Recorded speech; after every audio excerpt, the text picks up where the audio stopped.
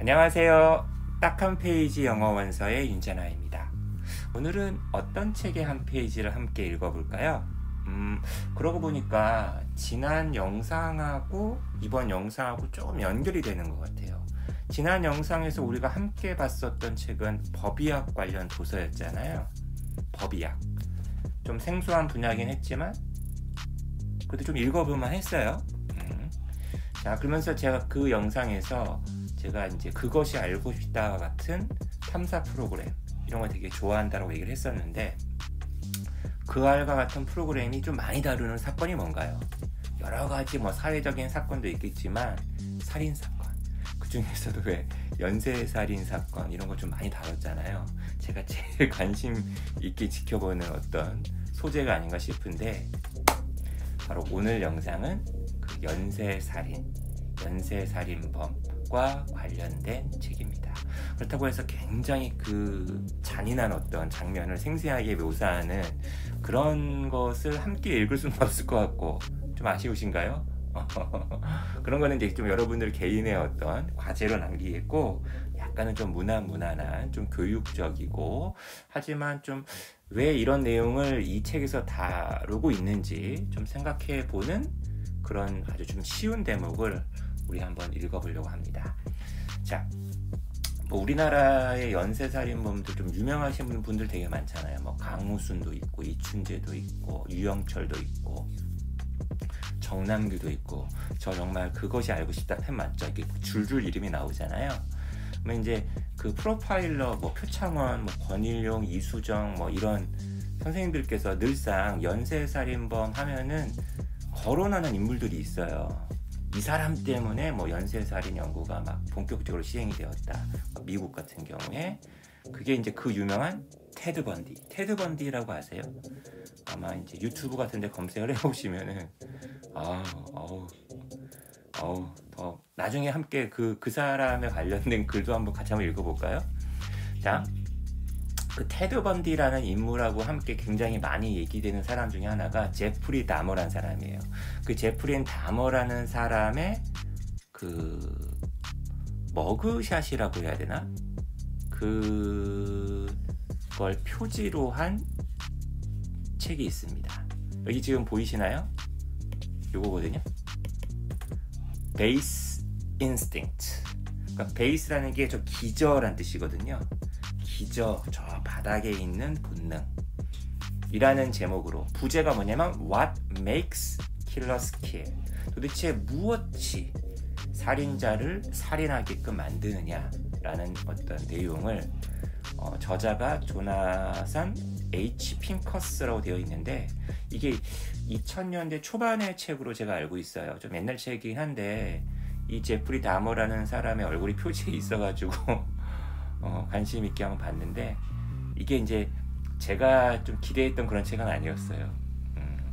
약간 그 신경행동과학 그런 맥락에서 이런 연쇄살인범들의 왜 동기, 어떤 조건, 연쇄살인의 조건 뭐 이런 거를 이제 다룬 굉장히 교육적인 그런 책이었습니다.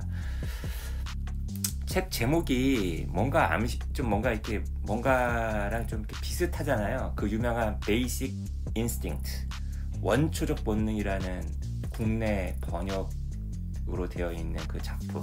아까 그 사진에 옆에 나와 있었는데, 그죠? 여기 그죠? 샤론 스톤이라는 당대 최고의 섹시한 어떤 그 여자 배우를 여자 연쇄 살인마로 이제 주인공으로 해서 만든 그 영화. 이렇게 같이 사진에 많이 떠요. 그죠? 자, 아무튼 제가 지금 함께 읽어보려고 하는 책은 그 베이스 인스팅트 중에서, 보통 이제 연쇄살인자들 혹은 살인자들이 어렸을 때 학대를 좀 많이 당한 게 되게 공통적이다, 뭐 그런 얘기가 되게 많잖아요. 최근에 우리나라에서도 왜 아동 학대 뭐 이런 거 되게 많잖아요. 그죠? 정의 사건 같은 걸 비롯해서, 그리고 코로나 때문에 더 가정 안에 이렇게 어른하고 아이가 함께 있는 경우가 많다 보니까 우리가 지금 알게 모르게 그런 아동학대 사건들이 되게 은폐가 되는 경우도 많고 그런 사건이 많이 일어난다고 하는데, 10년, 20년, 30년 뒤가 되게 좀 걱정스러운 거죠. 점점 이렇게 아동학대 사건이 많아지고 있는데 그것에 어떻게 폭발할지 또 모르는 거잖아요. 그죠? 좀 이런 생각을 하게 됐습니다. 이 글을 읽으면서. 자, 한번 우리 책 중에서 한 대목만 한번 읽어볼게요.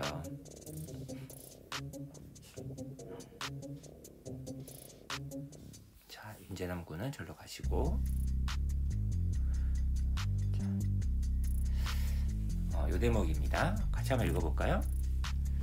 어떤 유아가 있어요. 토들러 혹은 뭐 인펀트. 유아의 눈물이 완전히 무시가 된다면 어떻게 될까? 이 부분입니다. 애가 막 울고 있는데 부모가 신경을 안 쓰는 거야. 만약 그의 시그널 for help, 도와달라라는 시그널이 일관되게 misread, 잘못 읽히거나 아니면 disregarded 된다라고 한다면, 무시가 된다라면 어떻게 될까? 근데 애가 막 우는데 오히려 막 때리는 거예요, 애를. 그죠? 만약 그의 엄마가 그의 그 아이의 끊임없는 어떤 울음을 벌한다면 어떻게 될까? 애를 때린다든지 아니면은 애를 갖다가 뭐 벨트 같은 걸로 막 때린다든지 아니면 담배로 막 지진다든지. If his cries of pain and rage are ignored or precipitate more punishment. 애가 막 고통스러워서 더 울겠죠? 그리고 애가 막 되게 막 분노할 수도, 발작을 일으킬 수 있잖아요. 이런 것이 무시가 되거나 또는 아니면 더 많은 처벌을 갖다가 불러일으킨다라고 한다면 이제 결국에는 뭐야, 내가 이렇게 더 세게 울어도 무시되고 오히려 더 맞기만 하네. 당연히 그 아이는 이제 안 울겠죠. The child will learn not to cry. 울지 않는 걸 갖다가 배우게 될 것이다. 근데 그 울지 않는 울음, 원래 울어야 되는데 그 울음이 억제된 거 아니에요? 억눌러진 거, 억압된 거 아니에요? 이게 나중에 뭘로 튀어나오겠습니까? He will lie inert. 그죠? 그냥 아무런 어떤 활력이 없는 상태로, inert한 상태로 누워 있겠죠? withdrawn. 그냥 말이 없겠죠. 의사표현 안 하겠죠? 그리고 appear to be developmentally slow. 발달적인 관점에서 좀 다른 애들보다 느린 거예요. 그렇게 보이게 될 것이다. 또 반면에 굉장히 하이퍼하게 vigilant, 막 경계를 한다든지 막 눈을 뜬다든지 alert, 주의한다든지 그러면서 환경, 자기 주변의 단서를 막 찾을 수도 있어요. 위험을 갖다가 시그널하는. 그죠? 그래야지만 더 추가적인 어떤 처벌을 갖다가 받을 수 있으니까 그거에 대해서 대비를 하려고 하는 거겠죠. 내가 이렇게 하면 또 맞는 거 아니야? 맞는 거 아니야? 막 이러면서. 그죠? 이렇게 해서 자라난 그 아이들이 아무래도 좀 부정적인 어떤 성장을 겪다 보면 이렇게 되지 않을까라는 게 이 책의 내용이에요. 그죠? Abused toddlers, 이렇게 학대받은 어떤 아이들이 종종 have difficulty ing, 뭐뭐 하는데 어려움을 겪다.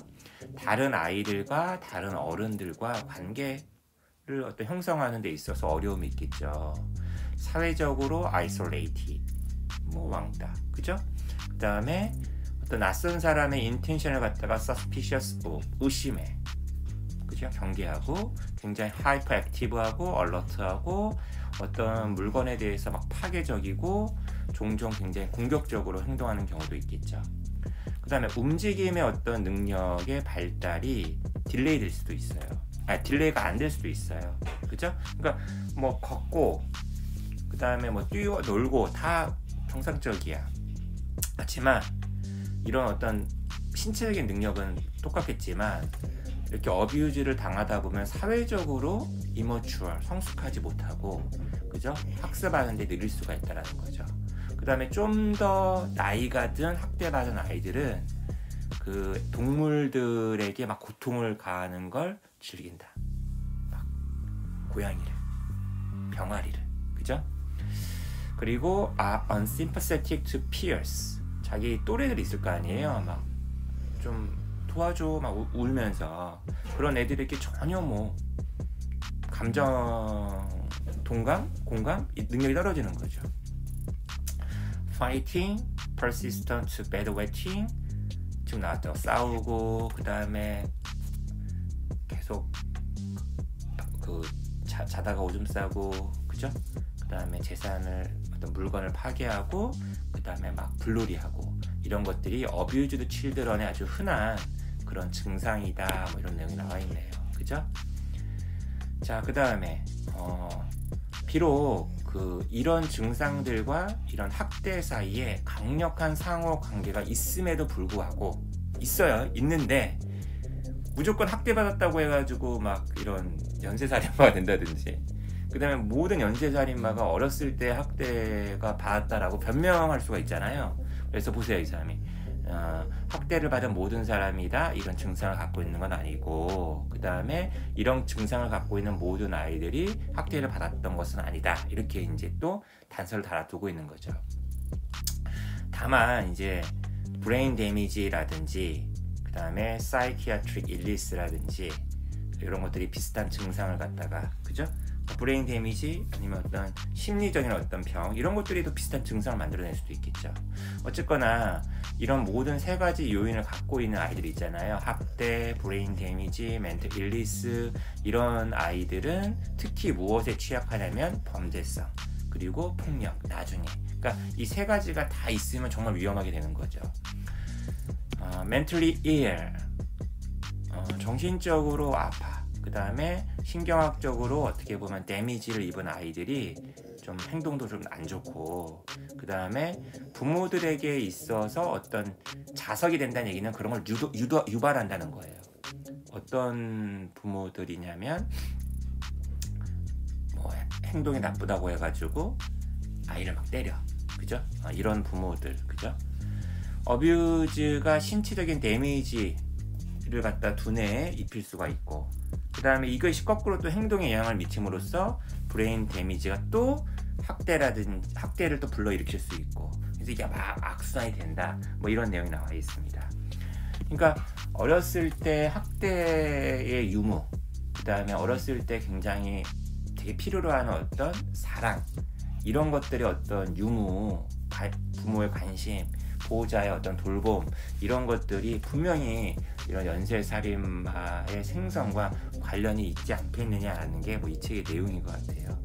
중간에 보면은 우리 뭐 EBS라든지 모의고사 지문에 굉장히 잘 나오는 르네 스피츠 심리학자의 이름도 거론이 막 됩니다. 이분이 누구냐면 왜 고아원에서 가만히 애들을 지켜봤더니 그냥 비실비실 그냥 이렇게 잘 아픈 아이들이 있는가 하면 굉장히 쌩쌩하게 잘 크는 아이들이 있다는 거죠. 가만히 봤더니만 쌩쌩하게 잘 크는 아이들의 경우에는 이렇게 보호해주는 사람들이 와가지고 잘 안아주고 스킨십도 많이 해주고 이뻐해주고 막 이러는데 이쪽 아이들은 그렇지 않더라. 이거 되게 막 영국에서 되게 유명하신 분이잖아요. 그죠? 르네 스피츠 이런 사람들 막 얘기로 나오는데 혹시라도 한 챕터 내에서 이렇게 원론적인 얘기를 하고 나서 후반부에서는 이제 조금은 연쇄살인범이라든지 그런 사람들에 대한 인터뷰라든지 막 이런 게 되게 자세하게 잘 나와 있어요.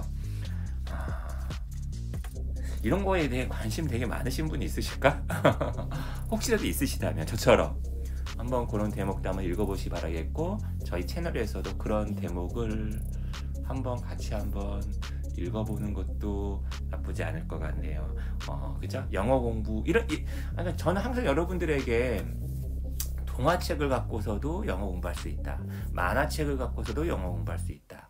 영화 스크립트를 갖고서도 영어 공부할 수 있다. 영화 평론, 문학책, 시, 그 다음에 내가 좋아하는 스포츠의 기사 뭔가 모든 것들이 텍스트가 다 영어 공부의 거리라가 된다고 얘기하는 사람이잖아요. 이런 것들에 대해서 관심이 있으시다고 한다면 한번 읽어보시는 것도 되게 재밌겠다라는 그런 의미에서 그 재미를 얘기 드린 겁니다. 연쇄살인에 대해서 그 얘기 아니에요, 여러분. 절대 오해하지 마시고. 자, 저는 다른 더 좋은 영상으로 또 돌아오겠습니다. 감사합니다.